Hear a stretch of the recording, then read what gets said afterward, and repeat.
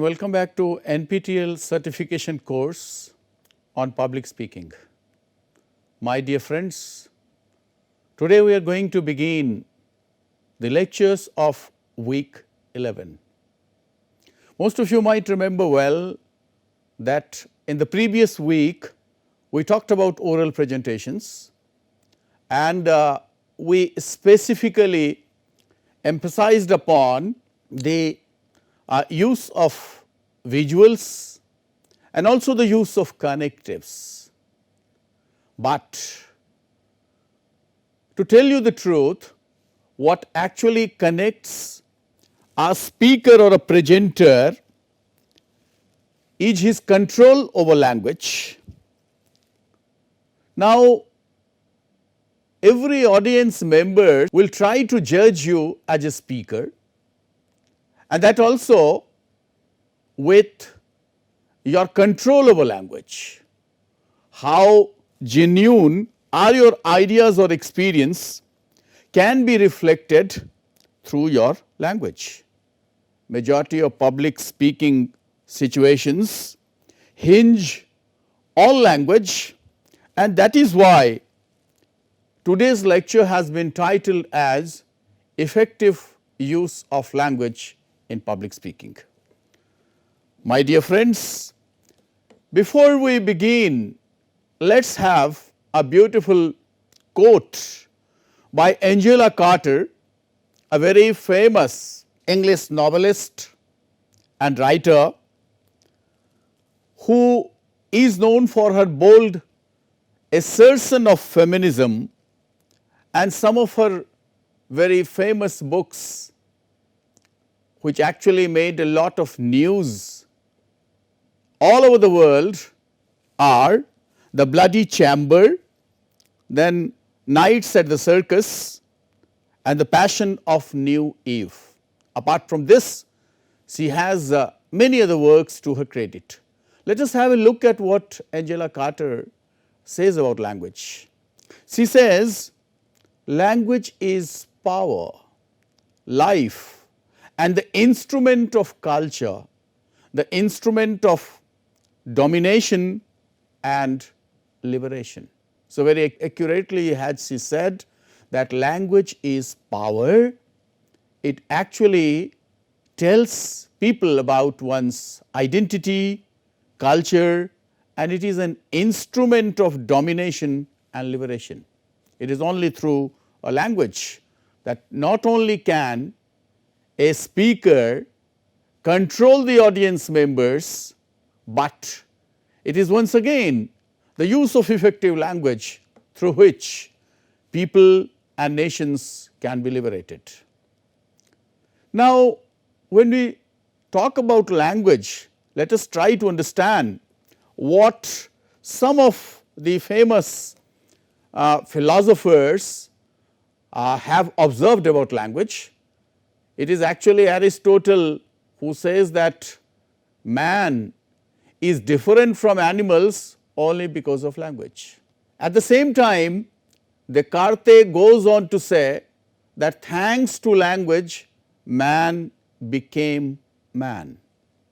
That is why language can be considered to be the most important constructions of human society. Edward Sapir and Benjamin Lee Horff propounded the linguistic relativity hypothesis. According to them, the particular language one speaks influences the way one thinks about reality. Hence, language is an indicator. It actually lets you know about a person's personality, identity, culture, and also his background information. It actually enables us to understand the role of language in constructing human perceptions and understanding one's world. Now, you might be thinking what actually are the functions of language and how we can make our language effective as public speakers. Many of you might have heard the name of Roman Jakobson, the famous Russian linguist who states that there are 6 functions of language, and all these 6 functions of language, they actually connote some quality of human being. Actually, it also establishes a communicative act between the sender and the receiver, between the addressee and the addresser. Now, on the right hand side, you can find here all these 6 functions. We shall be depicting them, analyzing them in details. The very first is referential. When we refer to something, actually when we talk about the referential function of language, it actually helps in the transfer of information. It is actually an objective use of language. Conative actually reflects a call for attention, and it is receiver oriented. We have already discussed in the beginning of this lecture how communication as a process involves 2 parties, the sender and the receiver. Now, language has another function, that is emotive. As a speaker, when you speak, you appeal to their emotions, whether you are speaking as a speaker who has to deliver a speech, or at times, because for various purposes you use various languages. Then comes phatic. Phatic actually intends to establish social connection. Greetings, you wish somebody, fine. So, all these come under phatic communication, phatic function of language. Then poetic. All of us, some way or the other, sometimes or the other, we actually try to make use of language that is poetic, where we actually aim at aestheticism and rhetoric. We have already had a lecture on the use of rhetorics in public speaking. And then comes metalingual function. Meta, as we have discussed in the lecture on meta communication, that is communication which is beyond communication, beyond language. It actually, meta communication discusses the language in itself, its function, meaning, features, ambiguity. There are so many things that can come under the term meta. Meta language, metalingual, that is apart from language, beyond language rather. Now, we have often been discussing written and oral communication, and you might well remember the difference that occurs between a written communication or a written language and oral language. As public speakers, you fulfill both the functions. When you have to give a talk or a presentation, as I have been discussing, you first write your presentation or talk. But my dear friends, when you write, you actually follow a different method where you pay more attention to details, where you actually may make use of words of different syllables. Then you can go for larger constructions, you can also go for larger paragraphs. But when it comes to spoken communication or spoken language, we actually believe in a sort of conciseness, because it is spontaneous. No? When you speak orally, you make use of those words which are of few syllables, and you become a bit choosy rather, I will say, because you only understand what or which word will fix or work or function better in which condition. Especially in oral communication, right from conversation to speeches or to presentations, we actually prefer short words, and most of the time we go for first person pronouns. We also have some amount of flexibility with formality and tone. You can change your tone with the help of your voice, but in written you actually believe in a sort of accuracy, you believe in a sort of standard, and you want everything to be completely correct grammatically, whereas when you speak, you may go for shorter sentences, sometimes you go for one word sentences also, but in written that is not the practice. As an effective presenter or as an effective speaker for several situations, it is better if you can follow the 6 C's of language use, 6 C's of communication rather. Michael Osborne and others in their book on public speaking entitled Finding Your Voice, they actually jot down 6 key elements of the language, 6 key elements of the language. What are they? Clarity, color, concreteness, correctness, conciseness and cultural sensitivity. We will try to discuss it in detail one by one. First comes clarity. Whatever one speaks, whatever one utters has to be clear. Clarity is an essential element and it actually is the first standard for a public speaker to be met, because as a public speaker one tries one's level best to drive home one's point and to convince the audience members, and that is possible only when one's ideas are clear.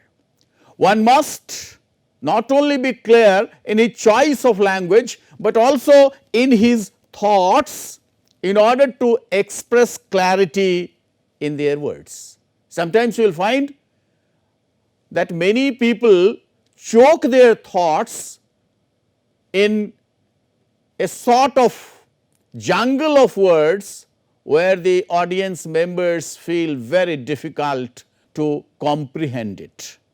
So, finding the most suitable words only can help a speaker achieve clarity, and in order to develop a sort of relationship also, because if the speaker is not clear, naturally the audience will also be left. You will lose your audience if your thoughts are not clear, if you do not have a clarity of purpose.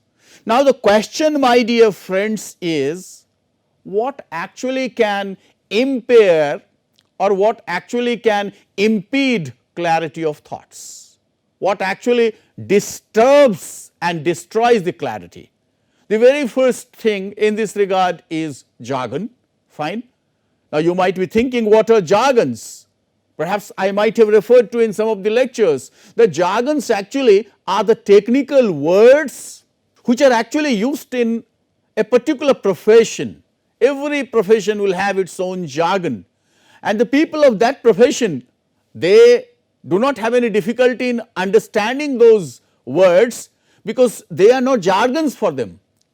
Actually, these words become jargons for other people, for other members who are not familiar with these words. So, it is actually a sort of technical language that creates distance between speaker and receiver. Next is euphemism.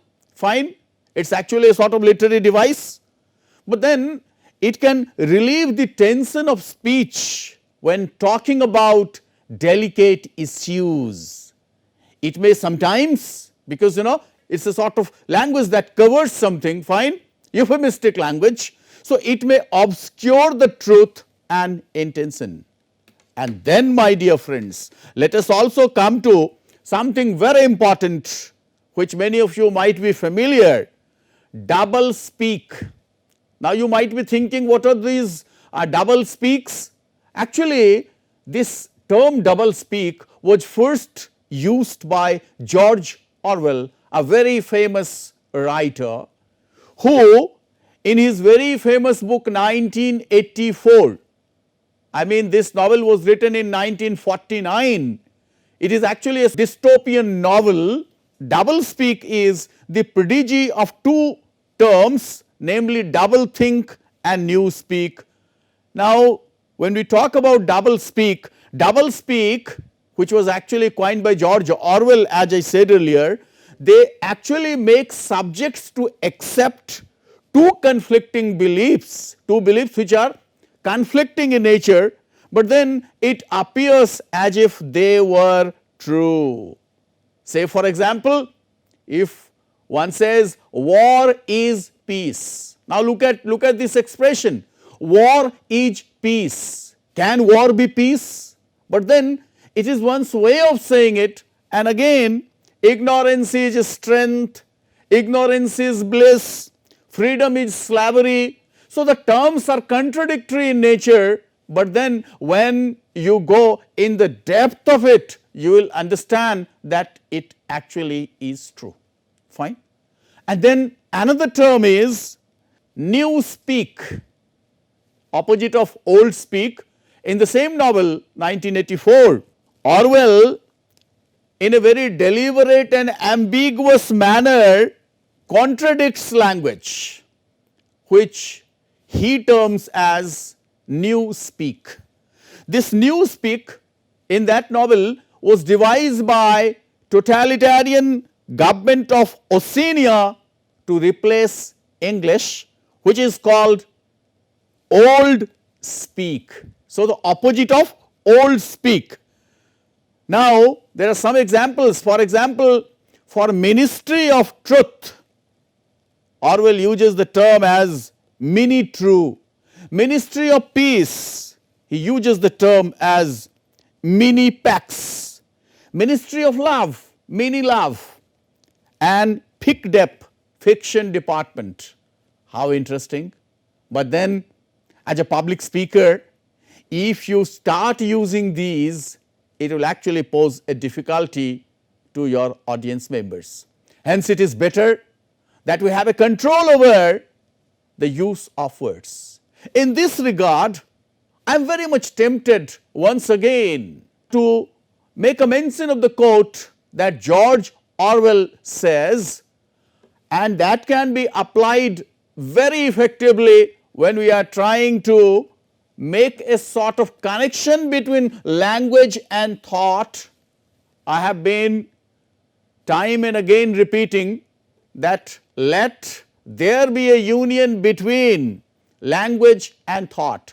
And you know what Orwell says is, a man may take to drink because he feels himself to be a failure, and then fail all the more completely because he drinks. Look at the beauty of language, my dear friends. It is rather the same thing that is happening to the English language. It becomes ugly and inaccurate because our thoughts are foolish, but the slovenliness of our language makes it easier for us to have foolish thoughts. The implication is that you can make your thought sloven or dirty if you are not aware of the effective use of words in order to make a connection between your language and your thought. Now another characteristic or another attribute of those C's we were discussing is color. What do we mean by color? Color is actually about the tone and vibrancy of language used, and not in contextual terms relating to race or ethnicity. When a person uses language, he ought to observe, he ought to foresee how it will be responded to, because with the sort of tone and with the sort of vibrancy of language that we use, we actually have to restrain ourselves from using language some way or the other that may hurt a community or a race. Now when we talk about color, we also have in our mind the use of imagery and creative neologism. My dear friends, remember well that when you are speaking to audience members who may not be from your own department, from your own field, from your own area. There may be people from different areas, different cultures, different backgrounds, different languages. So if you start making use of imagery which you are acquainted with, but your audience members are not, then what will happen? It will actually obstruct the thought. Another is slang, that also can come under color, which one should refrain from using in formal scenarios. Fine. As a general semanticist, S.I. Hayakawa connotes slang as the poetry of everyday life. Even though we can find in this expression the meaning that it has become a part of it, nonetheless, it is better not to use slangs in formal settings, in formal gatherings. Now, when it comes to deciding how concise our sentences, our expressions, our paragraphs should be, one must try to understand that it is one's clarity of thoughts which can help one become very concise. My dear friends, so many things can be said in a very extended manner, but if you know the art of making it concise, making it precise, making it to the point, then you appear to be a better communicator. Now, in this regard, Thomas Jefferson's quote appears to be of immense value. The most valuable of all talents is that of never using two words when one will do. Nowadays, many of us come across the uses, especially in colleges and universities, you know. You will find students making plethora of uses of words like basic fundamentals, true belief, past history. Actually, these are all redundant expressions and one need to be aware of making use of that. If it is possible, it is better that you use only one word that can reflect your thought or your aim. In this regard, sometimes people become very pompous, very verbose, very wordy, and you know, these can be replaced by effective. Sometimes, you know, a short sentence speaks more than a long sentence. It is not needed, my dear friends. One should know a lot about words, one may have a rich vocabulary, but when it comes to use, it is better that you do not become pompous, otherwise you will become quite inimical to your audience members. So, explanation of words, fine, is very important. Of course, if there comes a difficult word, it is better for the speaker to explain that. And then comes concreteness. Let us try to use a language that is concrete. In most of the cases of oral communication, oral presentation or speeches, you will find that we most of the time come across such a situation where we are not able to grab the attention of our audience members. So, sometimes if you become concise, again there is a problem, because audience members, if they do not have access to those words or if they are not familiar in what context you are using that, explanation is needed, my dear friends. So, concreteness of words chosen can help solve the problem of oral communication.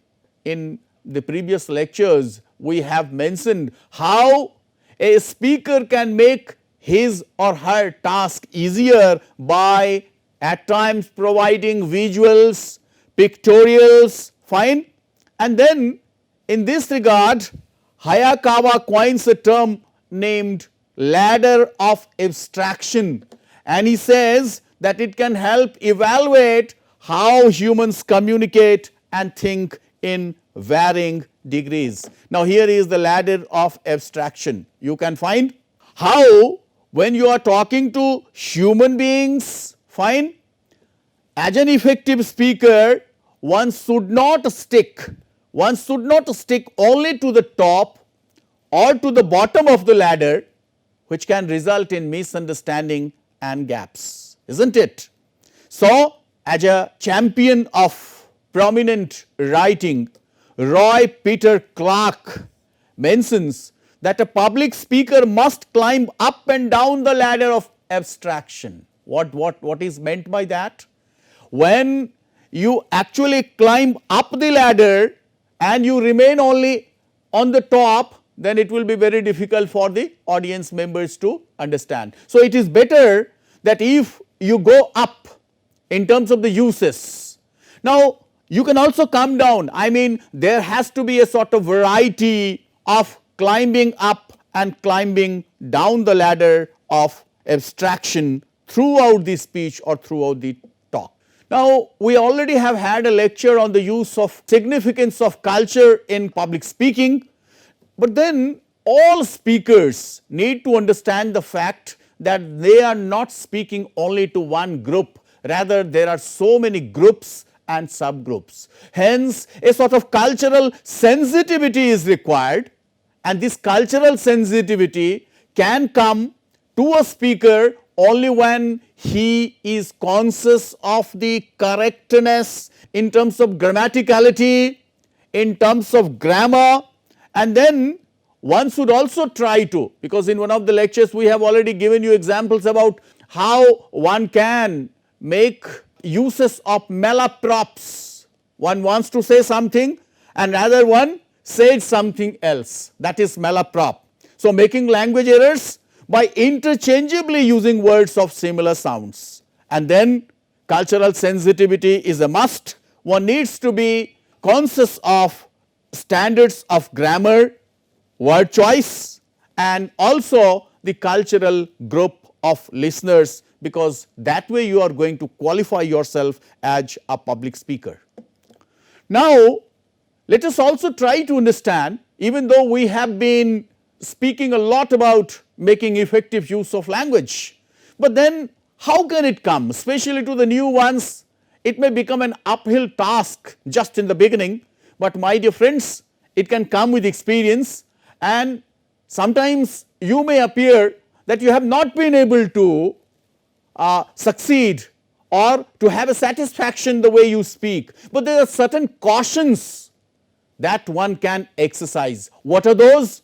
Using specific words. Sometimes you know what happens, one wants to use further but uses farther. So, one has to understand the difference between the two. When one says further, actually he means that next to or after this, but when one says farther, he is actually talking about distance. Further I am going to tell you. So, when I say further I am going to tell you, meaning thereby I am going to tell you next. But my dear friends, those who do not attach any importance to public speaking are farther from the truth. Now, look at the use.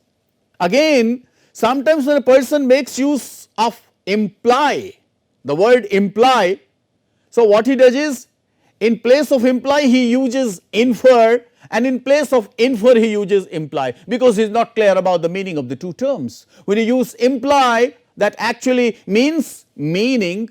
When one uses infer, that means what one has discovered, fine, and most often you will come across this sort of confusion, especially among people who are either in a hurry or do not pay any attention to the beauty and the benignity of language. Most of the time when one has to use proscribe, they use prescribe and the vice versa. When one says prescribe, means it might have been prescribed by the doctor, but when you say proscribe, meaning thereby you have been advised not to use, isn't it? So, one must try to understand the difference between the words. Most of the time you might hear people saying, I am different now, fine. Sometimes people say, he is different from his brother. Look at the beautiful use. He is different from his brother, actually is a comparison, but when I say, next time when I visit, I want to see this place different, fine. Last time when I came here, it was different. My dear friends, some of the cautions that one should make use of are, be simple, be natural. One must talk to the audience, not to them, not at them. Meaning thereby, interact, but don't talk to them, but not to them, not at them. Don't be sarcastic, don't talk about them, rather you should talk with the audience. There is no harm as a public speaker to use personal references, because through that you are trying to bring them to the mainstream of discussion. Everyone wants to hear stories, and when you provide a personal reference, no, people become very much interested in it. Active to passive, most of the time I have been saying that either when you are writing or speaking, please make use of active and not of passive. Don't go for generalities, rather go for concrete words. Don't make jargons your pet words, rather if something appears to you as a jargon for others, it is better to explain. Fine. Now, since I have talked about making use of personal references and making use of small words, let me here refer to the words of Winston Churchill. You see, if you think of the person and you think of his grip over words, you can find out how he chooses his words very carefully. We shall not flag nor fail. We shall go to the end. We shall fight in France and on the seas and oceans. We shall fight with growing confidence and growing strength in the air. We shall defend our island, whatever the cost may be. We shall fight on beaches, landing grounds, in fields, in the streets and on the hills. We shall never surrender, and even if, which I do not for the moment believe, this island or a large part of it were subjugated and starving, then our empire beyond the seas, armed and guarded by the British fleet, will carry on the struggle until in God's good time the new world with all its power and might sets forth to the liberation and rescue of the old. If you look at these words by Winston Churchill, one of the former Prime Minister of England, you will find that the choice of words is very specific. No word here is difficult, my dear friend, and that is why we still remember him. I had also referred to making some strong emotional appeal, and this strong emotional appeal can be made once again on several occasions, but where one can bring some personal reference. Now here I have taken some words of General Douglas MacArthur, who was going to give a farewell speech to the Corps of Cadet in 1962, and you will find what a beautiful expression, not only the selection of the words, but the way he personalizes. And what he says, it is actually an occasion for farewell, and he says, the shadows are lengthening for me. He is giving a farewell to the cadets, but then you see how he personalizes. The shadows are lengthening for me, the twilight is here, my days of old have vanished tone and tint. They have gone glimmering through the dreams of things that were. Their memory is one of wondrous beauty, watered by tears and coaxed and caressed by the smiles of yesterday. I listen vainly, but with thirsty ears for the witching melody of faint bugles, blowing reveille of far drums beating the long roll. In my dreams, I hear again the crash of guns, the rattle of musketry, the strange, mournful mutter of the battlefield. See, this is a farewell speech, and the farewell is being given to Corps of Cadet, but General Douglas MacArthur personalizes it by making a proper selection not only of small words, but he actually puts color in it, he puts emotion in it, my dear friends. Now, having said all this, I think it is time now that I asked you whether we have been able to make effective use of language or not. I think we have to give several speeches and several presentations, but what matters most is our control over words, our control over sentences, our control over the length of paragraph that we are going to speak. And before we end this talk, let me once again make a mention of a beautiful quote by none other than Mark Twain, who says, "The difference between the right word and the almost right word is the difference between fire and a firefly." My dear friends, I hope not only might you be enjoying these lectures, but every day, in every lecture, you might be discovering yourself as to what were the faults in your speech or a presentation, and how you can improvise upon them in order to become a better speaker, an effective speaker. With this, let me end this talk, wishing you all the best. Thank you very much.